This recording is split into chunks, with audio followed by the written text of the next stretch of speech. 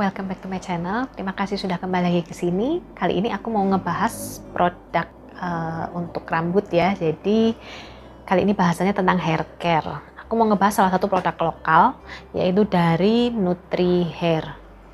Ini produknya. Jadi ini hair oil, minyak rambut treatment yang menggunakan minyak yang biasanya digunakan sebelum kita keramas. Oh ya, untuk dusnya dia datang dengan kemasan seperti ini. Di sini di keterangannya NutriHair Hair Treatment Oil.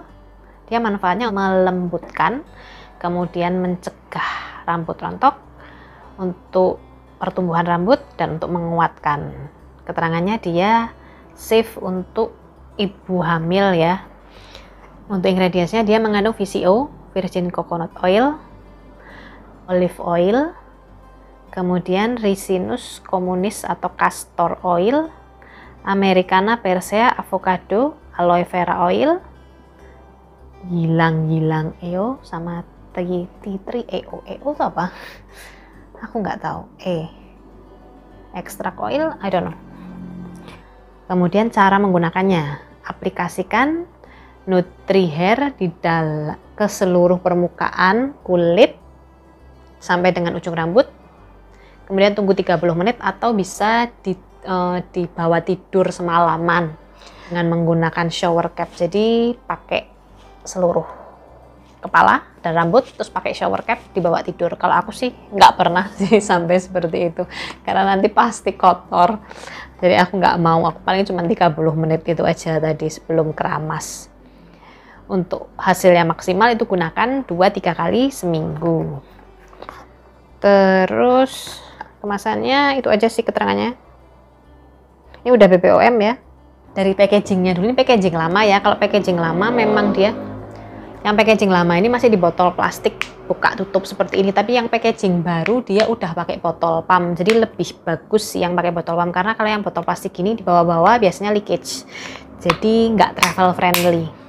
Untuk cara penggunaannya biasanya aku gunakan sekitar setengah jam sampai 1 jam sebelum keramas. Jadi aku pakai ke seluruh kepala, kulit kepala sama ke rambut sampai ke ujung rambut. Aku diamkan selama setengah jam sampai dengan 1 jam. Setelah itu aku keramas seperti biasa. Kemudian pakai conditioner. Nah, jadi aku coba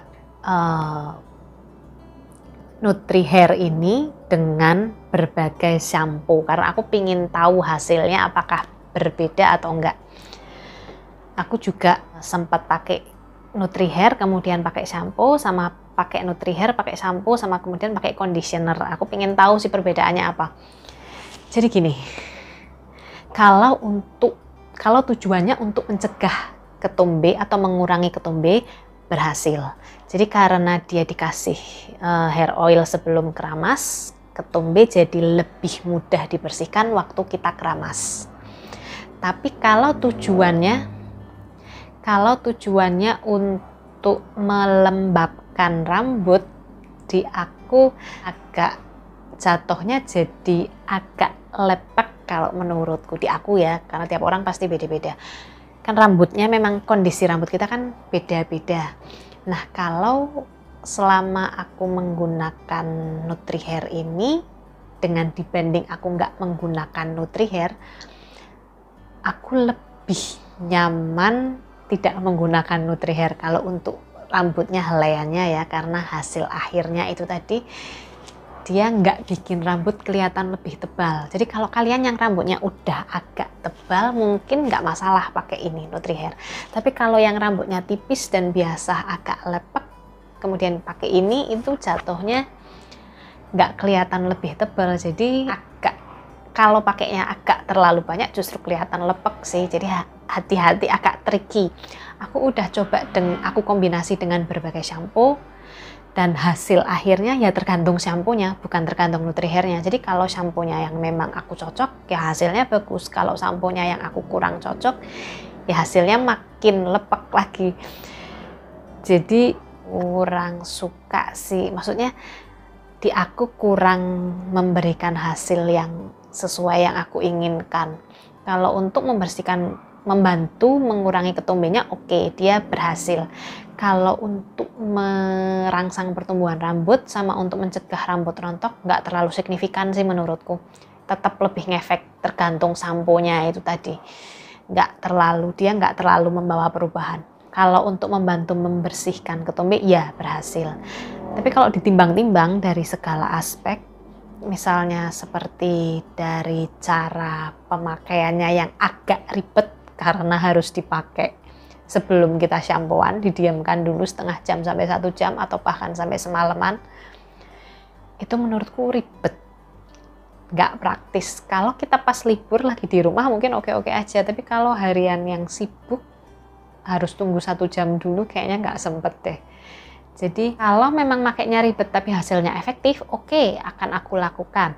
Tapi kalau pakainya ribet sementara hasilnya B aja dan ada produk lain yang lebih lebih ringkas, lebih mudah penggunaannya dengan hasil yang sama, kan kita pasti pakai produk lain yang penggunaannya lebih mudah. Buat apa pakai yang lebih ribet sementara hasilnya biasa aja. Oh ya, untuk melembabkannya kan aku sempat pakai waktu rambutku panjang dan sempat pakai juga waktu rambutku pendek. Nah, waktu rambutku pendek sih oke ya, sampai ke ujung rambut nggak ada masalah. Tapi waktu rambutku panjang dia nggak bisa sih untuk melembabkan ujung rambut. Ujung rambut bakal tetap kering. Jadi dia kurang efektif kalau kalian masalahnya ujung-ujung rambut yang kering. Dia nggak bisa melembabkan sampai ke sejauh itu. Kesimpulannya, cara menggunakannya agak repot dan hasilnya kurang signifikan, satu. Yang kedua, kalau untuk kalian yang rambutnya tipis dan lepek, pakai ini mungkin hasilnya walaupun melembabkan tapi agak tricky. Kalau pakainya terlalu banyak bisa bikin kelihatan lepek dan nggak bikin rambut kita kelihatan lebih tebal. Jadi kalau rambut kita tipis ya tetap kelihatan tipis. Untuk mengatasi rambut rontoknya nggak terlalu signifikan sih, biasa aja. Balik lagi ke selera masing-masing sih. Kalau aku memang kayaknya pakai minyak rambut sebelum keramas agak ribet buat aku. Aku lebih suka pakai krim keratin aja setelah shampooan, hasilnya lebih bagus. Kalau untuk mencegah ketombenya ya pakai sampo yang buat ngatasi ketombe. Kalau untuk melembabkan rambut dan bikin rambut kelihatan lebih tebal itu tadi, pakai krim keratin lebih efektif. Seperti itu sih kalau aku. Cuman balik lagi ke selera masing-masing ya, tiap orang kan preferensinya beda-beda. Oke, I hope it helps reviewku kali ini, semoga membantu. See you next time, bye bye.